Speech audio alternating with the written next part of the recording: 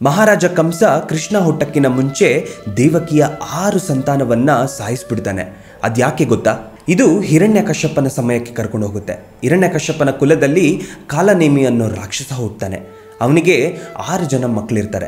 ಈ 6 ಜನ ಮಕ್ಕಳು ಬ್ರಹ್ಮನಲ್ಲಿ ಘೋರ ತಪಸ್ ಮಾಡಿ ಅವನ ಹತ್ರ ಎಲ್ಲ ರಾಕ್ಷಸರು ಕೇಳೋ ಹಾಗೆ ಅಮರತ್ವವನ್ನು ಕೇಳ್ತಾರೆ. ಇದು ಹಿರಣ್ಯಕಶ್ಯಪನಿಗೆ ಗೊತ್ತಾಗಿ ತುಂಬ ಕೋಪ ಮಾಡ್ಕೊತಾರೆ. ಆ 6 ಜನ ಮಕ್ಕಳು ನನ್ನ ಕುಲದಲ್ಲಿ ಹುಟ್ಟಿ ನನ್ನನ್ನೇ ಸರ್ವೇಶ್ವರ ಅನ್ನೋದನ್ನ ಅವರು ಸ್ವೀಕಾರ ಮಾಡಿಕೊಂಡಿಲ್ಲ. ಅದಕ್ಕೆ ಆ 6 ಜನ ಮಕ್ಕಳು ಪಾತಾಳ ಲೋಕದಲ್ಲಿ ಜೀವಿಸಬೇಕು, ಅವರ ಸಾವು ಅವರ ತಂದೆಯಿಂದ ಮಾತ್ರ ಸಂಭವಿಸಬೇಕು ಅನ್ನೋ ಶಾಪ ಕೊಟ್ಬಿಡ್ತಾರೆ. ಈ ಶಾಪದಿಂದ ಕಾಲನೇಮಿ ರಾಕ್ಷಸ ಮುಂದಿನ ಜನ್ಮದಲ್ಲಿ ಮಹಾರಾಜ ಕಂಸನಾಗಿ ಹುಟ್ಟುತ್ತಾನೆ. ಆ 6 ಜನ ಮಕ್ಕಳು ದೇವಕಿಯ ಸಂತಾನವಾಗಿ ಹುಟ್ಟುತ್ತಾರೆ. ಅದಕ್ಕೆ ದೇವಕಿಯ 6 ಜನ ಮಕ್ಕಳನ್ನ ಸಾಯಿಸ್ತಾನೆ ಕಂಸ. 7ನೇ ಮಗುವಾಗಿ ಹುಟ್ಟಿದ್ದೇ ಶ್ರೀಕೃಷ್ಣ. ಇಂತಹ ಕಥೆಗಳ ಪೂರ್ತಿ ವಿವರಗಳು ನಿಮ್ಗೆ ಬೇಕಾ? ಹಾಗಾದರೆ ನನ್ನ DXD ಶೋ ಚಾನಲ್ಗೆ ಹೋಗಿ ಚೆಕ್ ಮಾಡಿ. ಲಿಂಕ್ ನನ್ನ ಬಯೋಲಿದೆ.